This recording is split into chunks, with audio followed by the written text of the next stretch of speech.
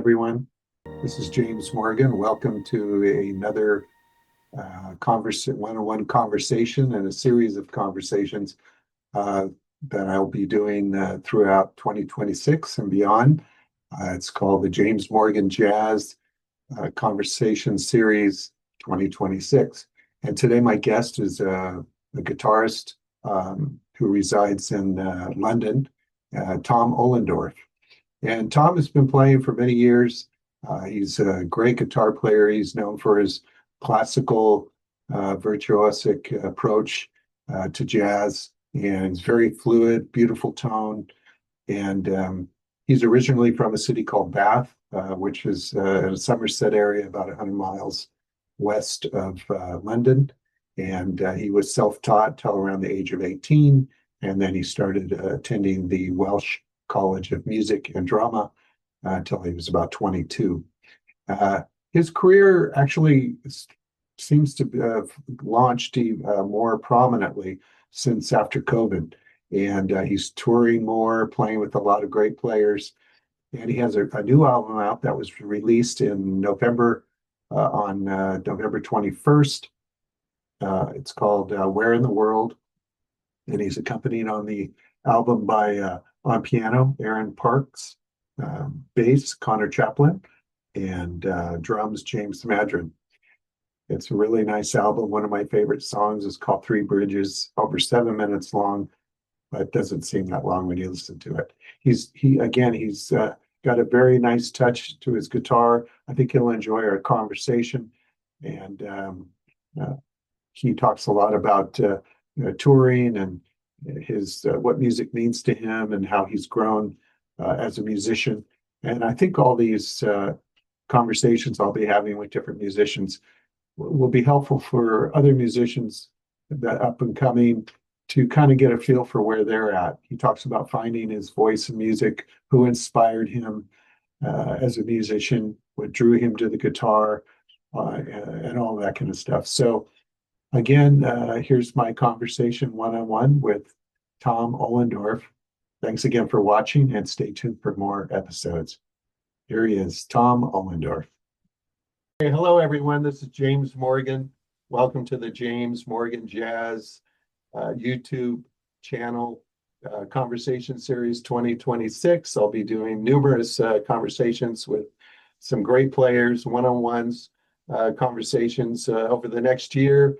And today I'm very happy to have one of my favorite guitar players on the scene today. He's been around a while, but I've been following him for a number of years. And Tom Ollendorff, he's from England, and he's actually from a city of Bath in the Somerset area of England, about 100 miles west of London. And he's attended the Welsh College of Music and Drama from the ages 18 to about 22. We're going to find out some more about him. He's not just a guitar player, he's a band leader. He plays also as a sideman with some other great players, and also he's an educator. Also, he just came out with a new album in November of 2025. It's called Where in the World? And he is joined by, on piano, Aaron Parks, on bass, Conor Chaplin, and on drums, James Maddren. I recommend you get it. One of my favorite songs is Three Bridges. I love the song. Without further ado, here is Tom Ollendorff. How you doing, Tom? Hey, James. I'm well, man. Thank you so much for inviting me. It's pleasure to be speaking with you, and really happy to be on your show. Thank you. Great. And again, I mentioned your time at the Welsh College, but we don't know a lot about you before, as far as music in the house when you were young, and your mother and your parents, were they involved with music and that kind of thing? Yeah, so I was super lucky because my folks both love music. I would say that's like one of their core passions is music. And so there was always music or talk about music when I was growing up. Like my parents encouraged me to get piano lessons and clarinet and sung in a choir a bit. My parents both really love classical music. And so that was always a big, just I guess, cultural part of my upbringing. And my mum loves jazz as well. And so, I was just very lucky to grow up appreciating the value of music, you know. Right. For my parents are both very, as I said, very passionate about music, and so I think Yeah. I always had a sense from a young age of just like music's importance, music's value to society. And I was just also introduced, I mean, in a kind of not in a pressurized way, but just having it around, great classical music. There was some jazz on. So yeah, I was very lucky to grow up in a musical household. So about school and your Hmm. friends, I know Hmm. as I grew up, a lot of my friends were listening to certain kind of music. In Mm, those mm. days, in the 70s, they were listening to Led Zeppelin and hard rock, and I was listening to Mahavishnu Orchestra, so I wasn't Right. Yeah. Yeah. Yeah. mainstream. So as you Mhm. grew up, were you listening to rock too, or Yeah, but that's exactly it. I mean, I as I said a second ago, I started doing some piano and clarinet, and then I guess I was just really drawn to the guitar. Like it wasn't something my parents especially encouraged me to do. It wasn't something they discouraged either, but it was something I was really drawn to, and I loved.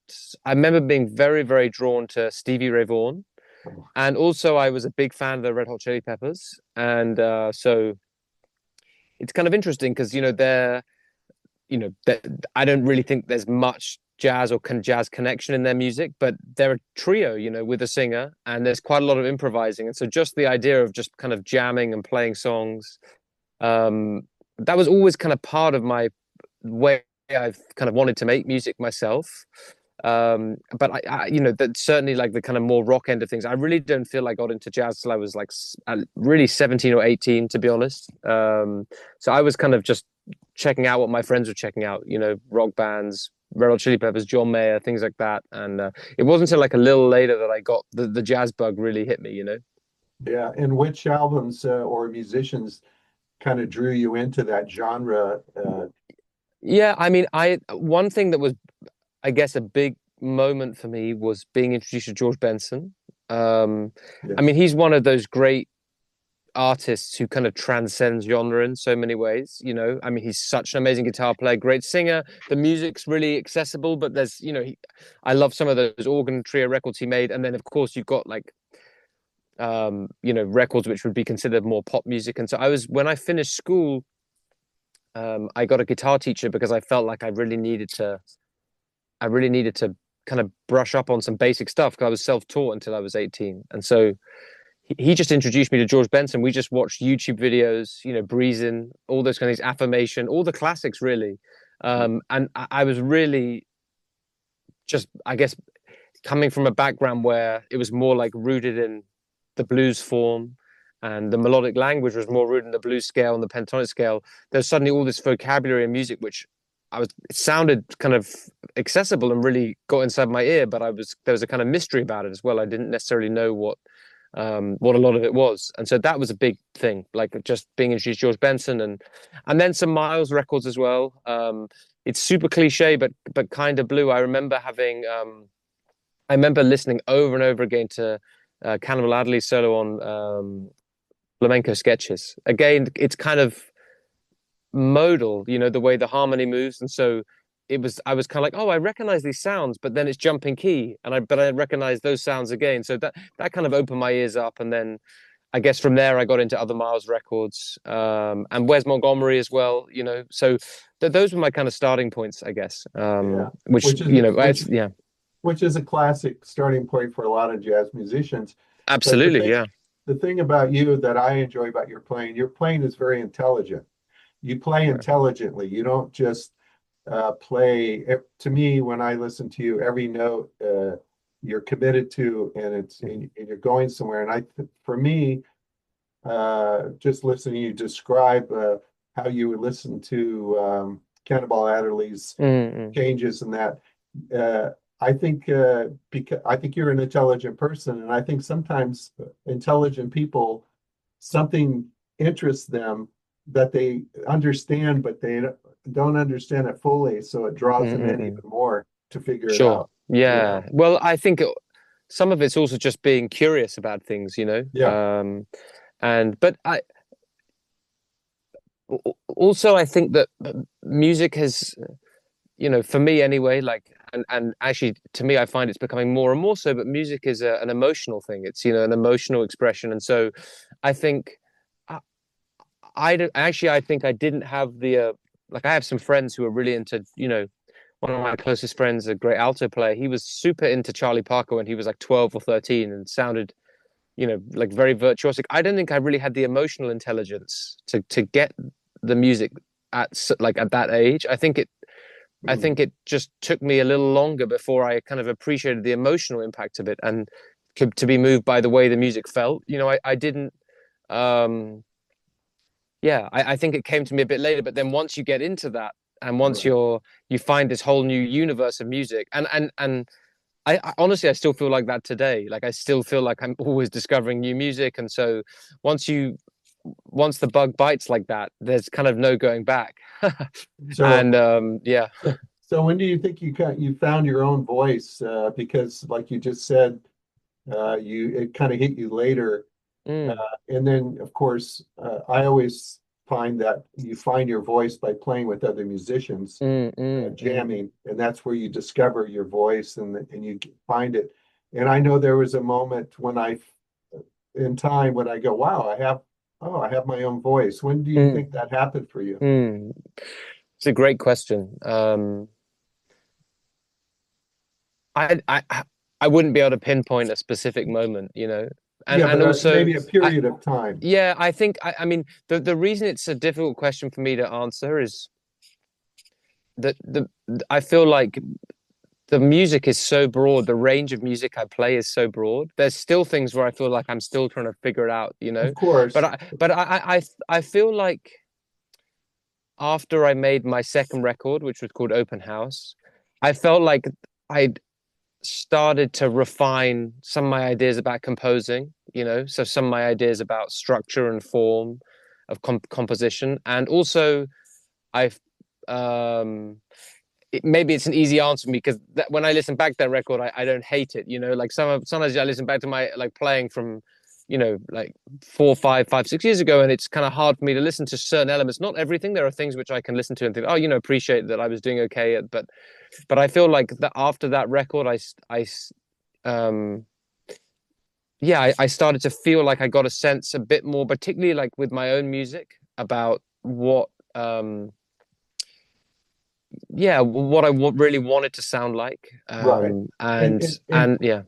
and taking that, so what kind of story from that or Mm, feeling do you hope that listeners get mm, from, now that you have your voice and your direction, you're mm. refining it, what do Yeah, you hope they listen that they feel or get from your music? right. That's a great question. Yeah. I mean, I think,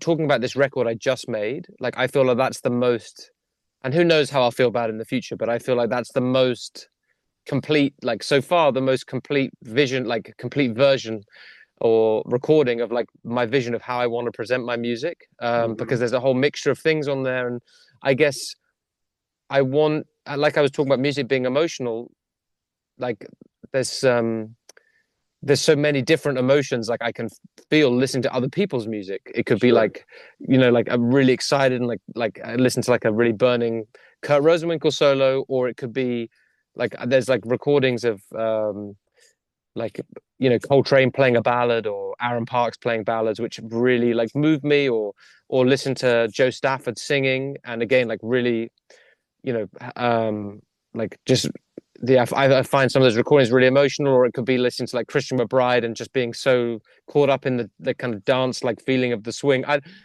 So I wanted to try my best to convey all those things which I really love and different emotional feelings I love about music into this record. And I feel like, yeah, that's what I would want. I would hope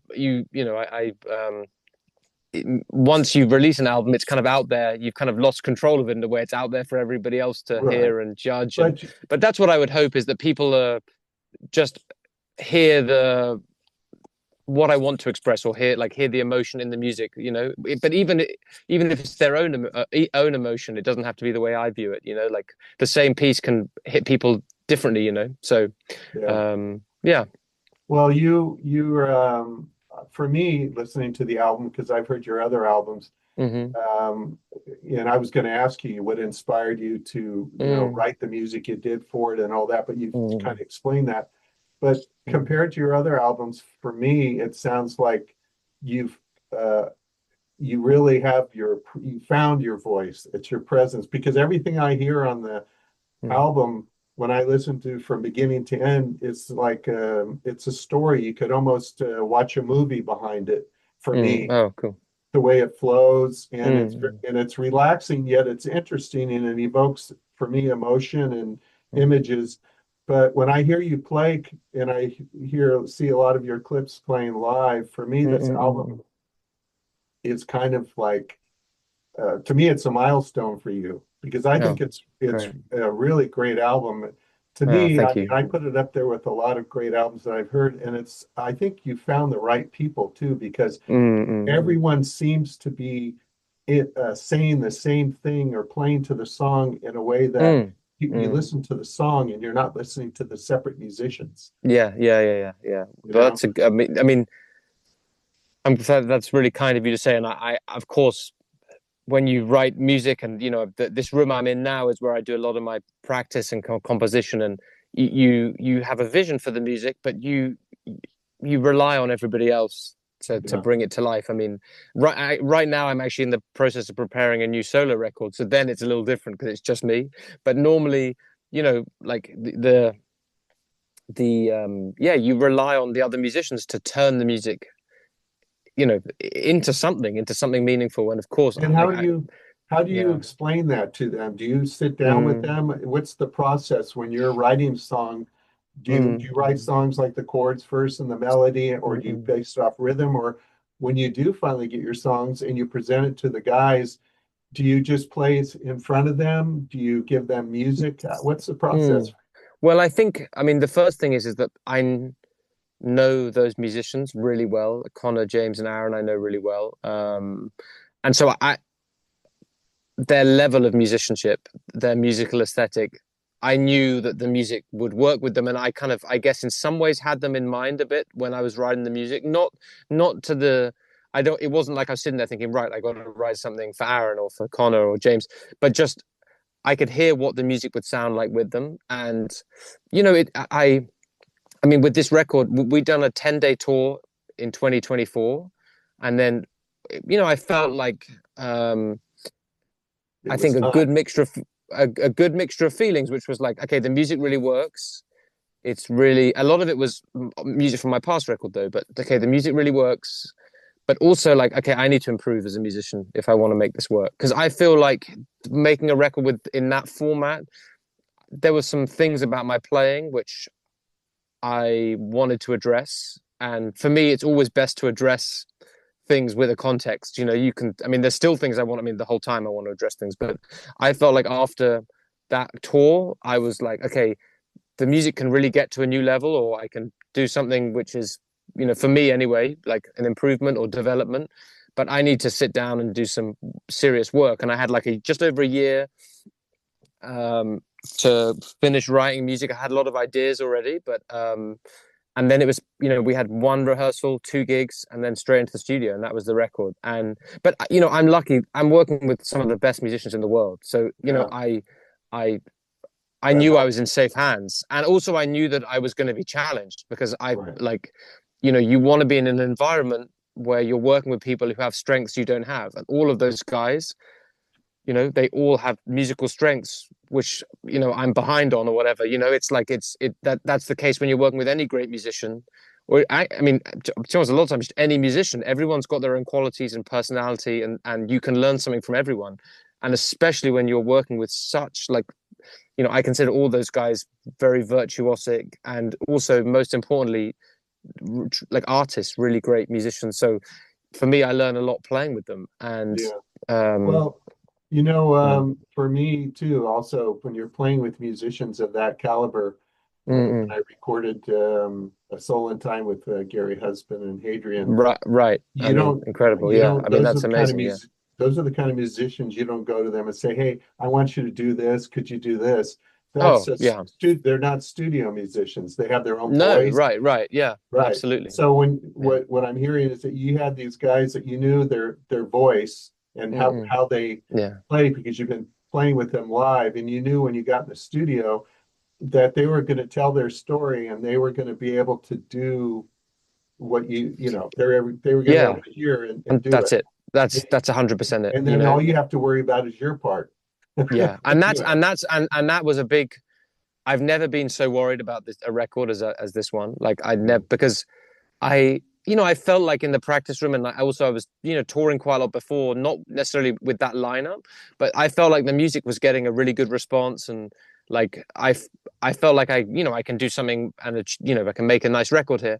But I was really not sure, like particularly just after the first tour we did, like I wasn't necessarily like I just felt like I had a lot of stuff to work on, which is always the feeling. But I learned and still learn so much playing with musicians like that. And I mean, Aaron Parks has been one of my favorite musicians, since I was at college, and I still one of my favorite musicians. I still, follow what he's doing and follow his, he put a record out not long before the record we made came out, and I've been listening to that record a lot, and so I was, a big fan of his, and yeah, so I knew I was in safe hands, but I also wanted to bring my level up and make sure that, like, I was there and holding my own, and you don't want to sound like, you don't want to write all the music and then sound like the weak link in the thing, so I knew I was going to have to work really hard for this record, and yeah, I am really pleased with the way it turned out, and I don't always feel that about when I hear myself, but I definitely, I mean, I haven't listened to it since the mixing and mastering stage was a bit longer this time than for other records I've made, so I had to listen to it a lot, and I haven't listened to it so much since then. But I know when I was listening back to it, I was very pleased with it, and yeah, I hope that remains the case. Yeah, well, again, when I listen to it, that's why I said I consider it kind of a milestone Oh, record for thanks. you from what the albums I've heard before. And to Mm. me, it's an album.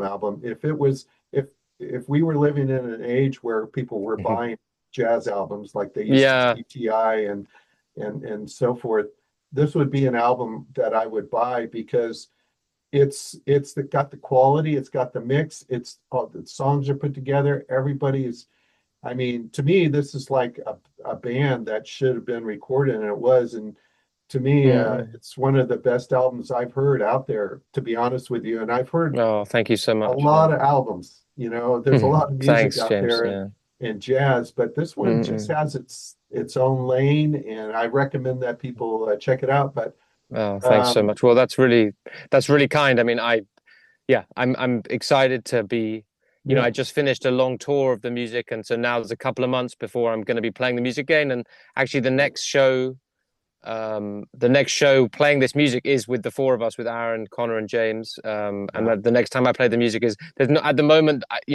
Everyone's schedules are busy, but we have a really nice show in Venice in March next year, and I'm really excited to see what happens going forward playing this music, and right. yeah, I'm so happy you like it. That's No, what it's all about. So, there's what isn't there not to like. well, thank you so much. Yeah, But thanks so much. and then talking about being on the road, which you do, you Mm, tour a lot. I mean, mm, you mm, just went to Asia. You've been all over the place. And a mm, question I'm sure some musicians would might be helpful for them to know, and mm, I'd like mm, to know is, what's your practice routine mm. when you're home as opposed to when you're on the road? Yeah, Because I yeah. know a lot of people when they're on the road, musicians, they're doing sound check during the day, they play at Mm. night, and then Yeah, they yeah, have to yeah. travel. So a lot of them don't have a practice routine. They might just Yes. do a warm up Yeah, routine. yeah. That's But exactly it. what Yeah. is from the morning till you go to bed at night? What is kind of your routine as far as Yeah. practice? I mean,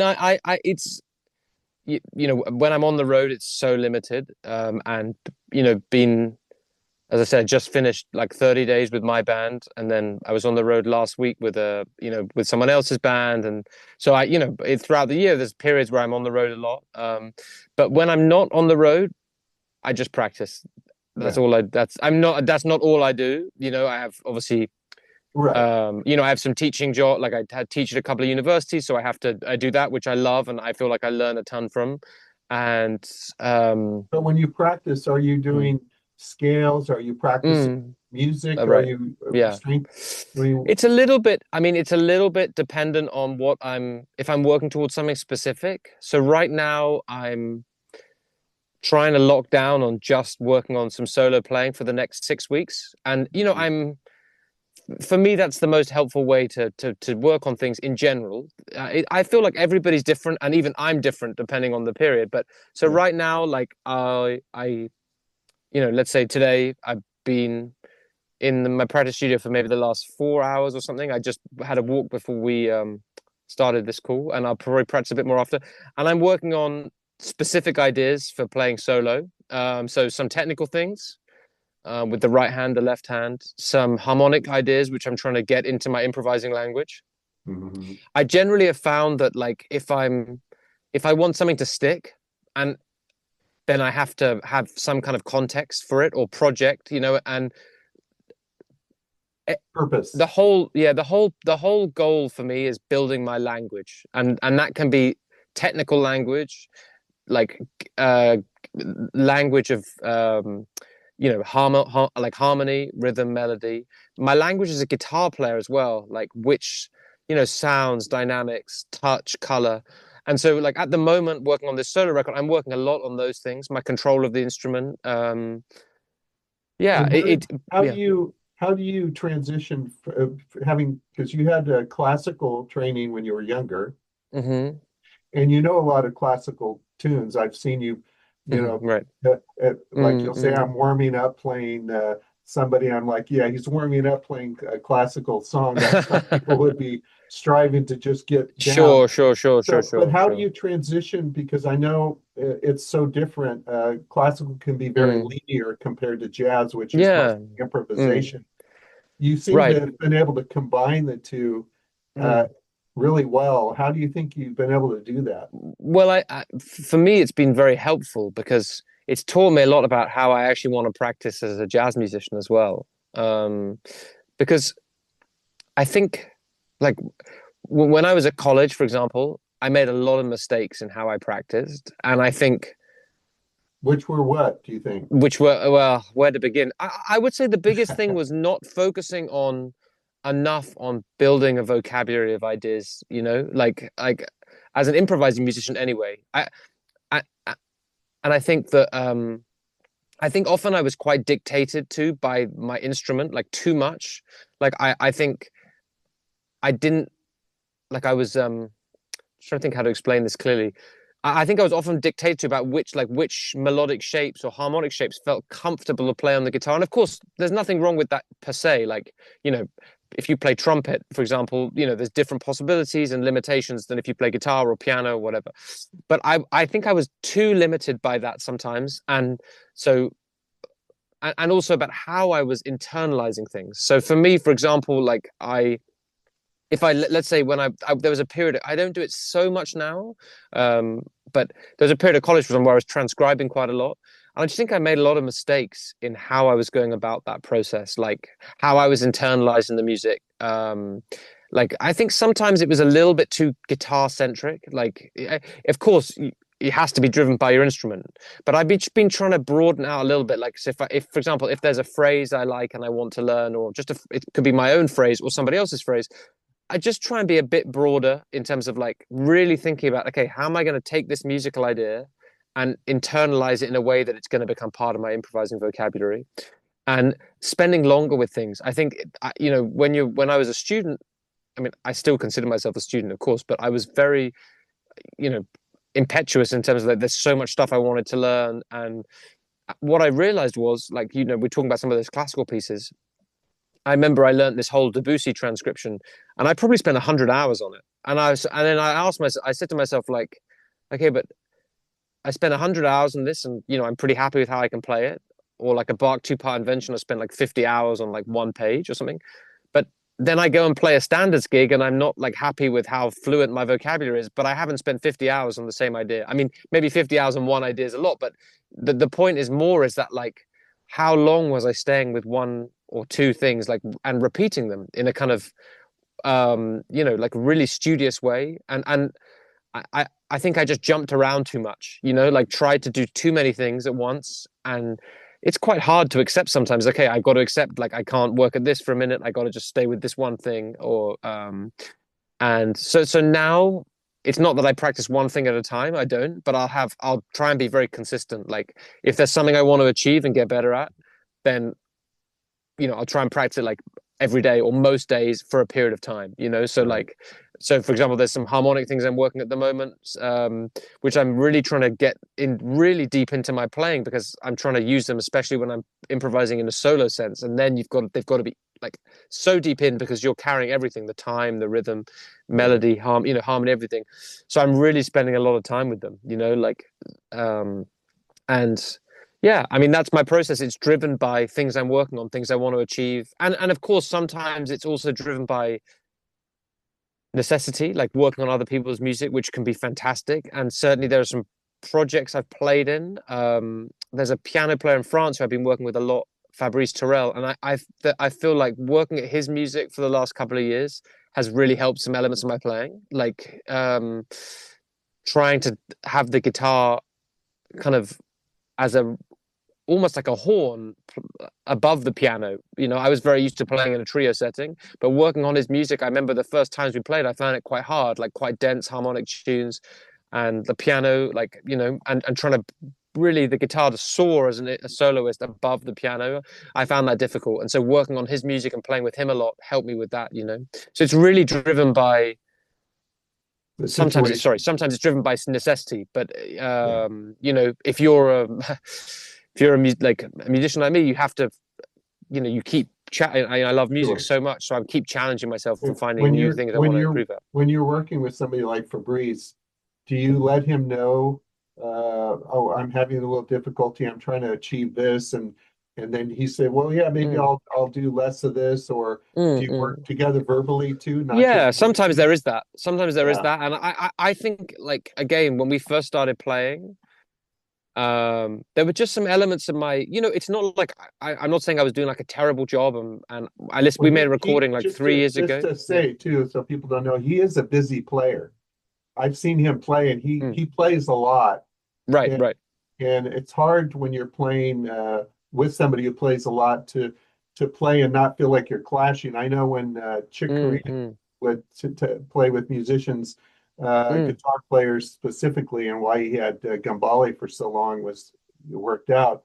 Is he would tell them, when you're soloing or playing, leave some space for me, Yeah, yeah, yeah, yeah, yeah, yeah. and Right. don't just go off and rip and then in playing, or play a ton of chords, and that way it gives everybody a Yeah, space right, to right. fill Yeah, in. yeah. I Yeah. mean, it's I really love his music. I love Fabrice's music, and so for me, I felt like I um you just want to do a good job, and sometimes I'd hear recordings of myself, and I'd be like, I'm just not happy with what I'm doing here, Yeah. and so it's a process, like with everything, it's a process, and for me, it was just maybe getting a bit stronger with certain things, Right.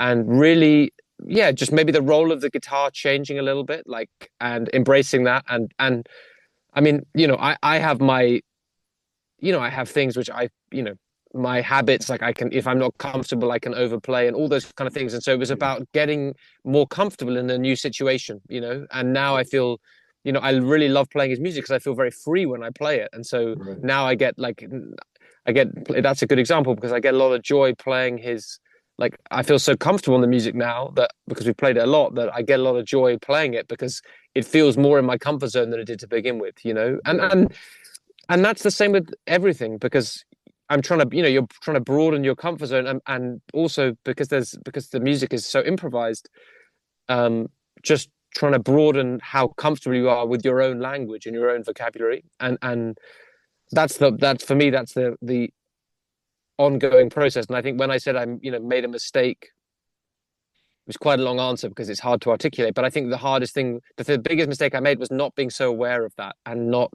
like, yeah, not being aware that the main goal is trying to be comfortable within a language. Hmm. Um, yeah. So when you're playing too, Hmm. soloing, I know when I'm playing with just my trio, I Mm, have mm, my settings on my gear set up. mm. I have to fill more space. So I'll Right, have a right. little more delay, a little more this, a little more that. Mm, mm, When I recorded my last single, I made things a bit drier uh, mm. because I was trying to do like a Wes Montgomery feel and Right. Yeah, yeah, yeah, I'm yeah. playing in a Fantastic. Yeah. quartet. So I don't want things to bleed along to sound. When you're playing Mm, soloing, when you're just with your drummer and bassist, do you have mm. certain gear that you just play with that situation?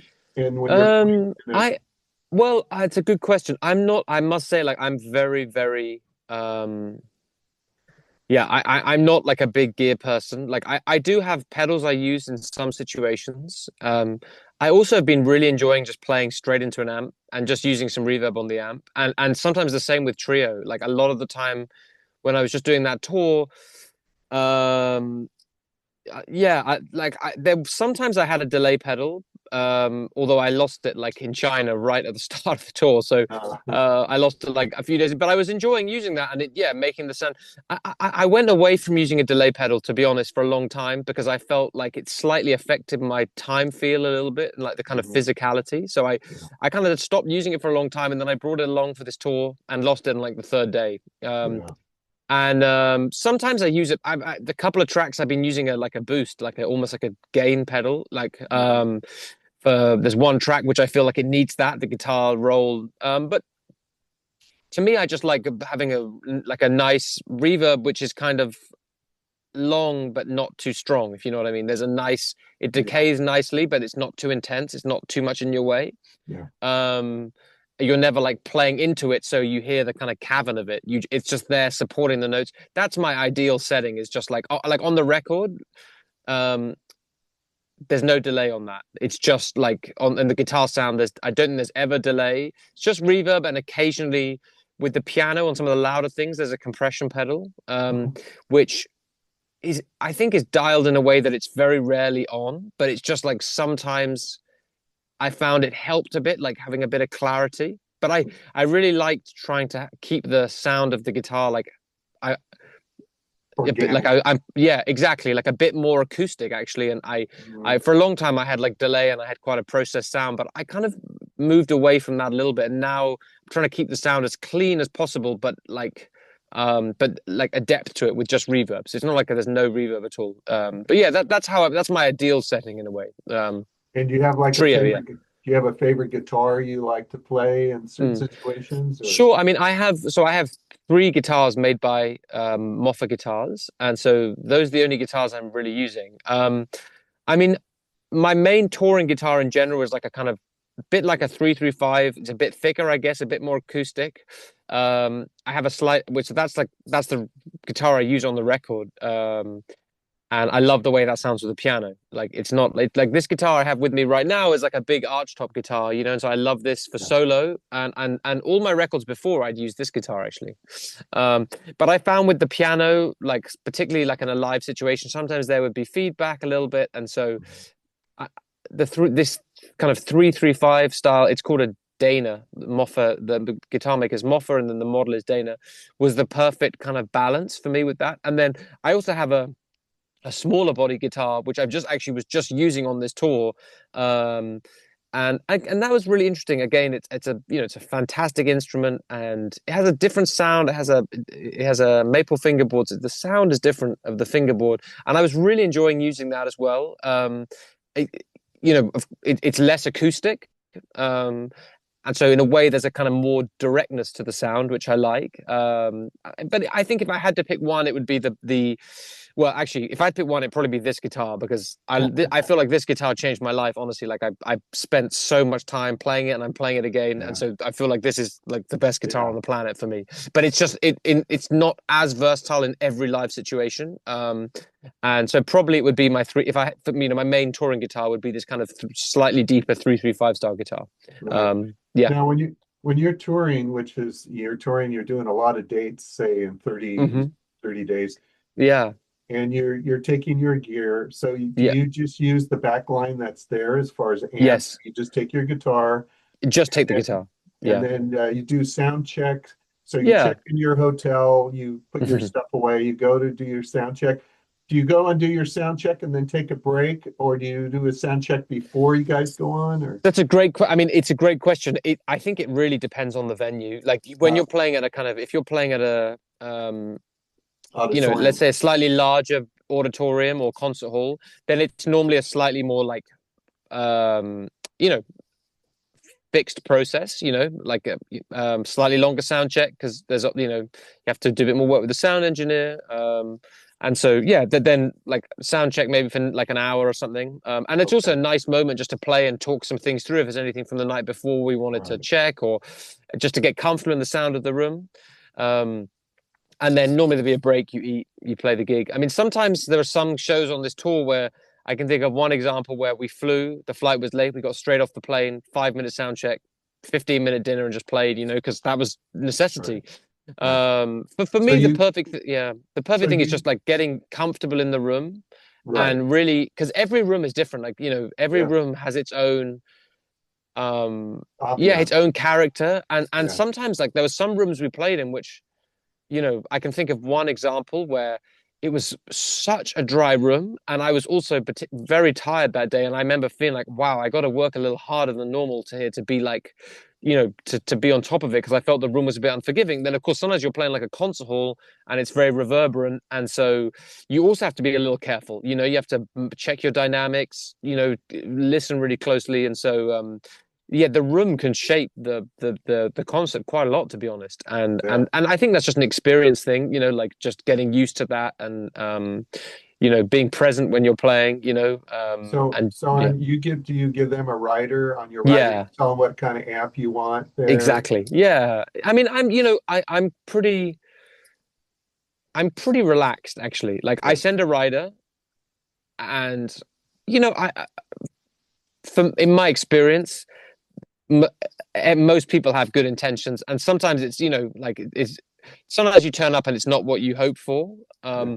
It's unusual, like for me, that there would be an amp which is so bad that like there's a problem. So sometimes I turn up and it's not the amp I want, and I mean, it's You just sometimes. I mean, adjust. there's a couple of times like I'm just trying to think on this tour we just did with so many gigs, if that ever happened that it was too much of a problem that I felt it really affected the show. Maybe once, I don't know, out of 30 gigs. But it's in general for me, like as long as it's has enough volume and it's like reasonable and it's like well made. I mean, then like it's the drummer and the bass player are turning up. The bass player is often playing a different bass every night. So like as a guitar player, I'm lucky. I'm traveling with my instrument, and so of course, like in an ideal world, everything's on the rider is there, but I'm also kind of relaxed, honestly. Like as long as it's like as long as it's a good amp, like not some like Mhm. 100 quid digital piece of shit or something, then as long as it has enough quality and headroom that like I can make a sound out of it which sounds like me,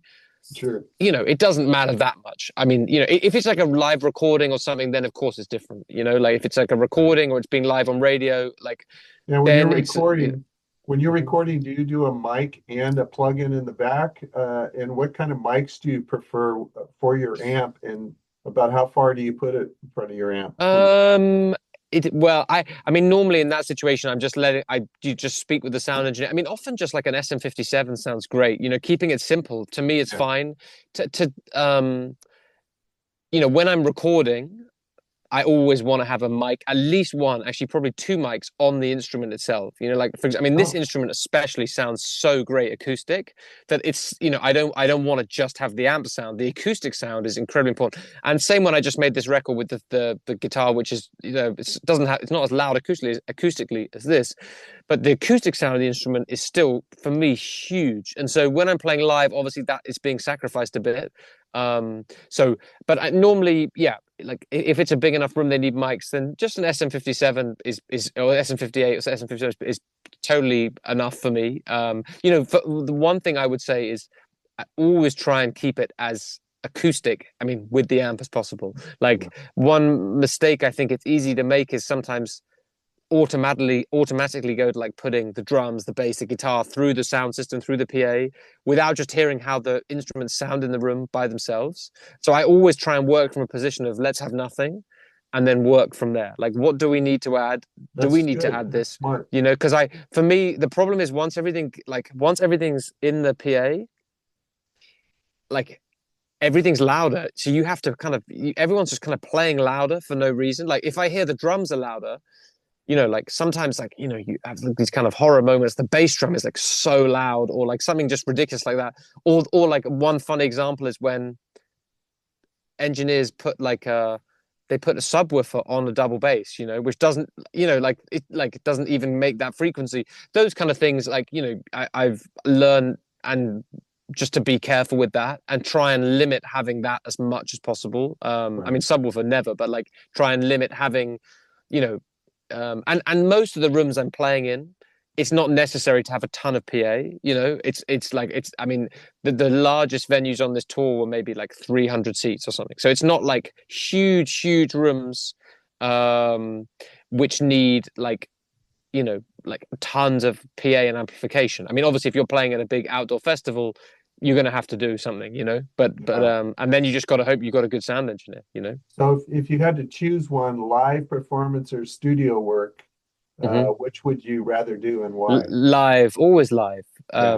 I mean, I do really enjoy the process of writing music, and I don't enjoy the process of recording it, the actual recording, but I Mm, do, like right now, for example, I'm really enjoying the process of discovering, right. like, discovering new things about music, and like also rediscovering things. I love that process of preparing. Um, Yeah. the actual time of recording, I generally like, it's for me, it's generally a bit stressful, and Yeah. I've never felt like, um, yeah, I've never found that exact process so enjoyable. Like when things are going well, it's fantastic, and there's a great energy, and particularly at the end of the day, if you've got some great takes, you listen back, everyone's in a good mood.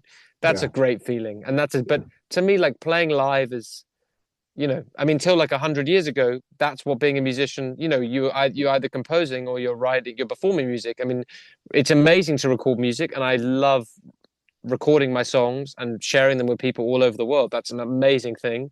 Yeah. But being there with people, that's my favorite thing. And as far as with the way the music world is today, as far as Mm, mm, marketing and mm, marketing yourself, do you mm, do everything yourself, or do you mm, partner with anyone? mm. Uh, Yeah, and also in that regards, are you doing any sponsors, instruments with any? sure. I mean,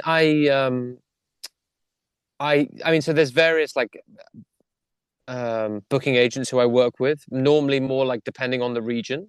So it's normally like a regional thing. In terms of like marketing,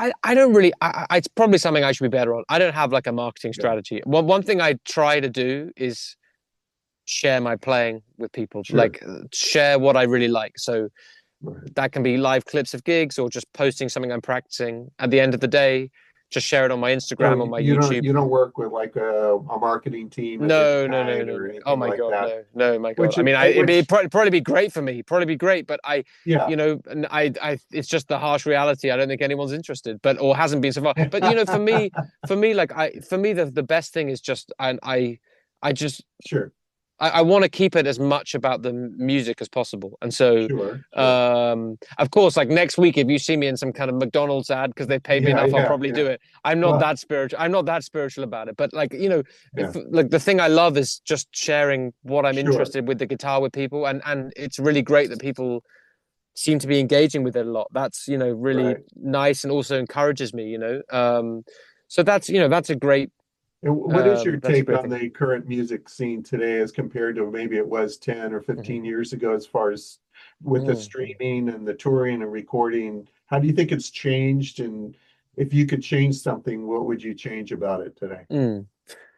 Such a good question. I think it's so hard for me to answer because I feel like it's only really been a few years, to be honest, of me being like the first kind of tours I really started doing were after COVID. I Yeah, before the year before COVID, I think I did a few international tours, and I think that was a really important year for me. Like I did a couple of tours with Ari Honig, which was so helpful for me, and learned so much from It'd be him, and also learn amazing. so much about what I needed to work on. And that was an important year for me, the year before COVID 2019. But it's for me, I'm still really new, and so I don't know if I have a particularly much wisdom to share on that. I mean, I Like, how do you feel about the streaming whole platforms. streaming and Well, I paying? think streaming is it's obviously a very complicated issue, and I think that there's no need to mention specific companies, but a lot of these very You mean big like corporate. Spotify? Well, a lot of these big corporations, there's obviously like you know huge issues in terms of ethics, and I was very shocked recently. I saw John Scofield did a post about how there was like an AI John Scofield on Spotify, and obviously it's creating revenue for someone, not him, and like a clone of him, and that really worries me because I think like that it doesn't seem regulated or managed particularly, like but so there's obviously huge issues, and I don't want to Well, I don't know if undermine you're. those issues, but I must say that I'm also so happy that people can hear my music. I don't want to Yeah. undermine that, and I also don't want to be dishonest because when these albums come out, like not now, but the first couple of weeks, I was really checking to see how many people listen to it and where people listen to it. And I mean, if if you put a lot of time into making a recording and you release it, I mean, it's amazing if people are listening to it. It's amazing. And I don't take that for granted at all. Of course, if I got, a penny for every stream, Yeah, I'd be in a much, even a small artist like me, sure. I'm not like on big playlists or anything, but I have good organic listening, I guess. If I had a penny a stream, I'd be doing Right, well, honestly. right. And so, it's so negligible. I guess it's not worth that much. It's worth a little bit, but it's not worth very much. But I guess with so many crazy things happening in the world, I just feel, I don't want to complain about putting music up there Well, and people yeah, listen to it, and and I it think I'm just conscious of that because it's sure. also been helpful for me because, Yeah, people listening to your exposes you. music exposes you. And so I feel like, I guess there's part of me which wants to keep a kind of organic grassroots thing, which is you're trying to build build a following for your music. You're trying to connect your music with people. And so social media and streaming platforms are helpful for artists for that. I mean, it's helped me play live more, which I'm so grateful for. But it's obviously a problem, and Yeah, I just haven't got. I'm not smart enough to have any answers about it. yeah. Well, To be you honest, may yeah. not be aware, but 60,000 songs, well, maybe 10 years ago, or even 15, maybe 9,000 songs a month were released. And I've been playing since the 70s, so I've seen this progression. And now 60,000 songs come out a day, I know, new I know, I songs. know. And on Spotify, nearly 60 million songs don't even get one play a Yeah, year. yeah, yeah, yeah, yeah, yeah, yeah. So for to even be noticed, to even Yeah, have your music noticed or be on a chart is really yeah. an And achievement. and and it. I mean, it's people also. People just respond to the environment they're in, and I guess in some ways this is enabling more people to make music and release music. And but which I think it's hard for me to say that's a bad thing. I mean, Yeah, I think, of course, like if no one's going to hear it, then I don't know how other people feel about that. But if you want to make music and release it, all power to you. And sure. so it's easier for people to do that than ever before. And I think that creates some problems, I guess. But it's hard. It's hard for me as a very, very small artist in the grand scheme of things to be criticizing a system which allows people to upload their music. I mean, I think like with any big corporation, there are just huge ethical Yeah. issues around that. And And I asked the yeah. question, actually not as to criticize it Mm. like you say, but to just kind of how you adjust to it and how you Mm, may mm. see it. And you've pointed out that it does expose other musicians that might not otherwise be heard to be heard. Yeah. And of course, the money's not great, but then again, that could always change. But speaking of which, listening, there's a lot of music out there. What do you listen to these days? If you're driving in your Mm, car or if you're sure, on the yeah. train and you just want to listen, what Mhm. kind of music? That's I Jazz, mean a rock? real variety of music. Like I Yeah. bet, but I would say if it was to be two primary genres, it would just be jazz and classical music. Oh, I Yeah, I mean lately, some Lee Morgan, oh. some yeah, I mean just so much stuff. So I you do also been listen to the genre that you play a lot. Yeah, loads, yeah, loads, Yeah. loads. Yeah, See, I'm the I mean, opposite. I'm trying to listen more and more actually to jazz. Like honestly, Oh, I would say that over 50% of my listening would be classical music, and I'm just trying to wow. be um I'm just trying to listen to more. I have some friends who have encyclopedic knowledge of records. Like they seem to know every record made since like the 50s. And you know, I think my personality has been more to like listen to one track from a record over and over and over again. You know, for example, there's like Sonny Rollins tracks where I've just listened to it like hundreds of times, but I couldn't name you every track on the album actually. And I feel like a bit ashamed of that in saying that, but like his record, the the 57 one, the first record from the Vanguard, is it called, I'm trying to remember what the actual title is, Live at the Vanguard or whatever, Live at the Vanguard. But I Got You Under My Skin, I've listened to that just so many times. And there's Blue Mitchell, there's a couple of his tracks I've been listening to. So I find myself almost like listening to individual tracks from loads of different artists a lot, Yeah. it could be 40, 50 times a month or something, or maybe more than that, maybe like a week, kind of getting obsessed over individual tracks. I mentioned there's the new Aaron Parks record I've been enjoying. I was just listening to some Tigran Hamasyan earlier today. There's, so much stuff, Yeah. but But A lot mostly of Sonny jazz is Rollins, what you're saying, mostly. Yeah, a lot of Sonny Rollins lately. Yeah. Yeah, Nice. Yeah. yeah. Well, that's good because the viewers may, they might wonder. I listen to a lot of house music. Really? I Wow. live, oh Okay. yeah. I listen to house music usually throughout the day on a site called Groove Salad. And Groove it's, Salad. Okay. yeah, I've never sat and listened to house music once in my life, so yeah. I'll And do it's that. just, I just, for some reason, it relaxes me. I don't, when I venture onto YouTube and things like that, I'll, uh, mix it up. I like that kind of stuff. But so I've noticed that a lot of musicians I've talked to, a lot of them don't listen to the music that they play. Right. Okay. Yeah. But I Yeah. think that's interesting that you do. Now, also too, what's the best piece of advice another musician has given you that is kind of always stuck with you that you took to heart? Mm. What's the best piece of advice that you've Um. ever received from another musician Um. So many things. besides practice? I remember. Yeah. I mean, I remember. I remember. Um. Someone saying that I'm actually not going to say who it was, but they were Uh-huh. saying it in quite a tough way. But they said to me, "You don't have to play the whole time, you know." And I remember I felt like we'd just done a gig, and I felt they were a bit irritated by my playing. Like, and that's something I mentioned that earlier when I sometimes if I'm a bit uncomfortable or not sure of myself or whatever, I could just fill all the space. I don't know why I do that, but it's I guess it's my personality, but I think really trying to think about that a lot.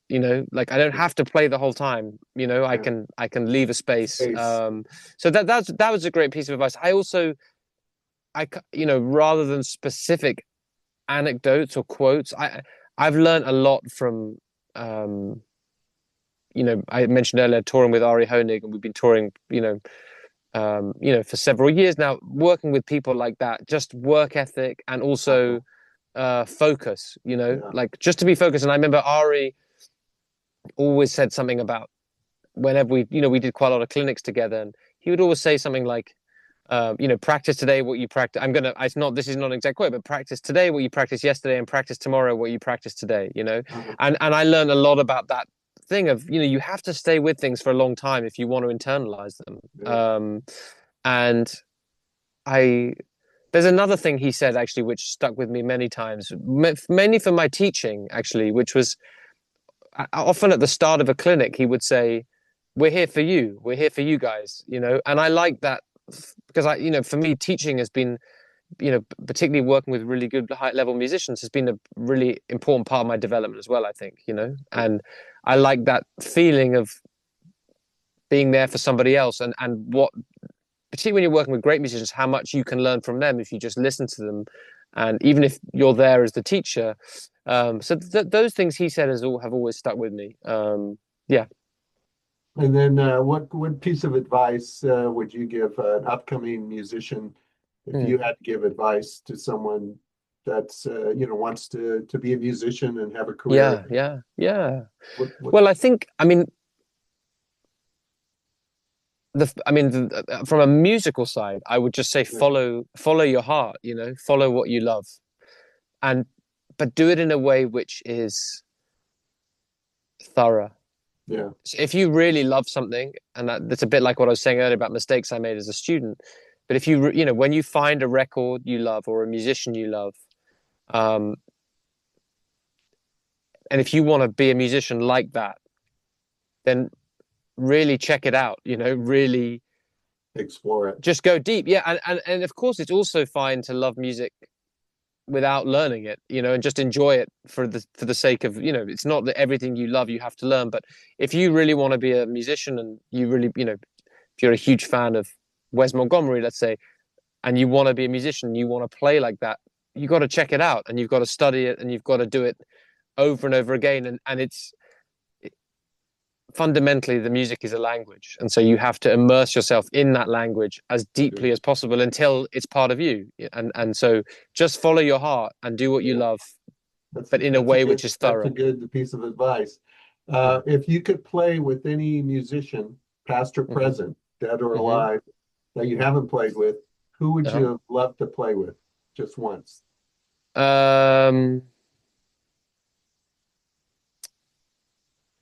Well, okay, if it was someone who wasn't alive, then wow. Oh my God, it could be a lot of people. Let's think. I mean, I guess it would be, I think maybe it would be Charlie Parker, actually, to be honest. Like, right. I think I've checked out, I think I've not as much like maybe the last year or two, but just when I was at college, I just was so obsessed, him or Sonny Rollins or Train. I don't know. Now I've opened the can of worms. I think if it was someone alive, I'd love to. Well, let me bump you off that so you don't put you on the spot. But if you had any other profession other than the one you're doing now, if you didn't become a musician, what profession would have you imagine yourself doing? Wow, that's now I have to say that is so hard to answer. Would be a teacher, a chef? Definitely not a chef. Not after the lunch I made today. A car mechanic. That would have been, yeah. No, I'm not. I must say I'm not good at practical things. It's my I like making things. I'm not good. I think it would be something outdoors. I think like I don't know. I'd be. You know what? That sounds good. That sounds good. I have to say, I remember years ago, like I went to Africa. I went to South Africa, and just by chance, I met this guy on the plane, and we got talking about music, and of course, and he invited me to his house, and he was he lives basically in the middle of the Kruger National Park, and he was telling me how every morning there are people who walk through the park and just with like a stick, I mean, I think it's very easy to like romantically think about that when I'm like in my house in London, but I love being outdoors, and I must say that like, so you could be music, a guide in Kenya on a safari. Music takes up so much of my energy and time that I think I sometimes miss like how much I love being outdoors, like walking and hiking and those things, and music. Music takes up a lot, So I guess maybe it's like just romantically imagining a parallel universe here, So before we end the conversation, Mhm. anything you'd want to share with anybody about new shows coming up? Uh-huh. Do you have any new interviews coming up? New gear you're getting? Anything Uh, to share with oh well, to that's great. follow I mean, you? And you sure. I can tell mean, them where to I'm follow in all you the too. usual places like Instagram, and I'm very grateful you mentioned the album, and if people want to, I'd love it if they went and checked it out because I'm proud of it, and so Is it it's on nice to share it with Bandcamp people. too, or It's on Bandcamp too, but just wherever people want to find it, they can uh-huh. find it. And for me, that's enough to have anyone listen to my music is a pleasure. Yeah. And next year, in the spring, I'll be in Europe and Asia touring again, and I'm looking forward to also working with as a sideman with some artists, and then You'll be so yeah, working with I Fabrice again and there's some maybe stuff with Fabrice. There's the drummer who I actually share my room with, the great drummer from Greece who lives in London, Billy Pod, and I'm looking forward to play some of his music because I love playing his tunes. They're really hard but really yeah. fun.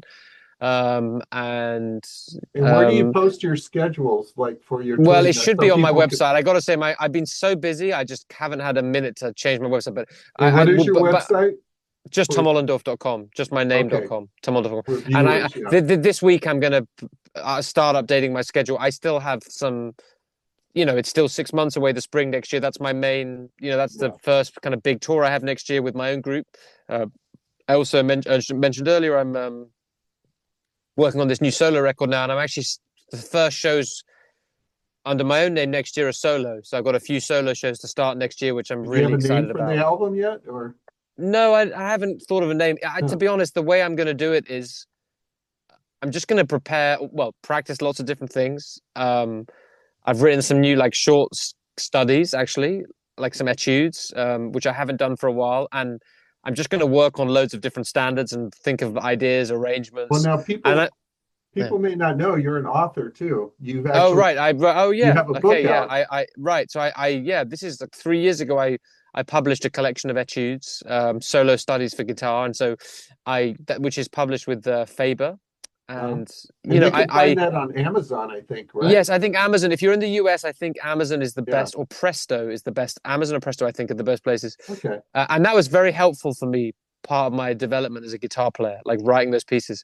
So I've just written, I've got like 3 or 4 new ones, and I've been practicing some of them today. Some of them are so difficult. Like I'm the idea of doing them and getting them right in a whole take is at the moment intimidating, but that's the exciting bit because if I Yeah. can do it, then I'll be better. Yeah. But what I'm going to do is I'm just going to the guy who does all the fantastic. I should really mention actually, fantastic recording engineer Alex Kilpatrick, who has done all my records I've made. And what was the studio he's at? Well, he has his own mixed studio where he mixes and masters. We don't record there. The last record was recorded at a studio in London called Livingston Studios, Uh-huh. and we haven't confirmed 100. My last solo record I made in the church. This next one I'm not sure. We might do it at his space. We might do it somewhere else. But I'm just going to go into the studio for a day and just play for the whole day and just see what I'm left with. And so the development improvement is going to come hopefully in this time now where I just sit and work on stuff. And Yeah. so I'm really excited about that because, I love playing solo. And Well, so it I'm really excited to share that with people. might be an interesting idea is to record at the Taj Mahal Wow. I mean, by that yourself, acoustic. man, I mean, that would be great. Yeah, I got that to would sort be an some. album. Yeah, I think that I'm gonna have to sort some. Normally the solo records are the lower budget projects. Yeah, yeah. So I might have to rethink Just that through. strap it on and Yeah, hitchhike. absolutely. I mean, the nice thing about it's also a big challenge solo, and the last solo one I did in like 3 hours. Yeah, But it's also just me and the engineer and the yeah. space, which It's is like the stripped second down. member of the band, and so it's I don't have to in some ways it's lower pressure. Yeah, And so I'm really excited to share what I've been working on with people because I'm really excited about the stuff. When we get off the call, I'm going to spend a bit more time working on it this evening, and yeah. I'm really excited about some of the new things I'm working on. And so just the other thing I guess final thing is when I look at where people listen to my music the most, it's the US. Oh, yeah. And by a mile, actually. Well, I mean, especially my followers online and Spotify audience, US is the biggest, but it's sadly kind of far well, it's not far. I'm very happy to come, but it's a little complicated coming there at the Yeah, moment. You know, like the yeah. visa is really tough. It's always been tough, actually. It's not about Well, anything it's at the moment, tougher but now. and so I don't know when I'm going to come. But I Yeah, yeah. had some invitations for last year, and it wasn't really enough to make it as a whole tour. And you know, It would be I, nice if you could find a place to come and do some clinics and have yeah, that I as a would way love to to get do up, that. I would as a love to way do to that. come here and Yeah. then do some touring on this as well. Yeah, and I've had loads of students from the US, you know, teaching Now, online do over the you past few years, you is know. in that and do you do online lessons? Yeah, absolutely. I mean, Okay, I've been so busy, I haven't been able to do as much recently, but you know, right. I do, you know, several every week at the very least, you know. So, but I would love, you know, the thing And I they could, wanted to and if finish they with want to is, yeah, take lessons from you, they would just like DM they can you just on Facebook or write me an email and just talk about where they just tell me a little bit about where they are, what okay. they want to get out of the lesson, and you know, we and And yeah. I'll list all the links to Oh, contact thanks, James. you That's great. underneath the Yeah, video. yeah, Yeah. yeah, And and yeah. again, I want to, obviously thank you for it, taking the time out of your practice schedule and It's my to do pleasure. this So nice to chat with conversation. you. And I So always nice to talk wanted to with meet you. you. And Yeah, obviously we have a right back at you. mutual, Yeah. yeah, friend I met you through. But I wanted to mention to people again, your album, Where in the World, came out November 21st. You're joined by Aaron Parks, Conor Chaplin, and James Maddren. It's a great album. And again, Three Bridges is my favorite. It's over 7 minutes long, but it doesn't seem like it. You want to put it right back and listen to it again. Oh, thanks, And James. to That's me, so that kind. song exemplifies to me everything that you are as a guitar player. You are Oh just, man. you're really amazing. And I'm just glad that I got to live long enough in my life to listen to people like you and Romain Oh, thanks so Caron much. and several others that are just exceptional musicians. Yeah. Well, there's so many amazing musicians out there, and Yeah. yeah, I'm inspired by that. And listen, super happy to be chatting with you as well. And you know, it's been such a pleasure, James. So thank you for having me, man. And And we'll do just another yeah. conversation next year. Absolutely, and all the best to your listeners wherever you guys are. Stay well, and I hope I see you guys soon. Okay, so thanks so much. All right. Thank you, Tom.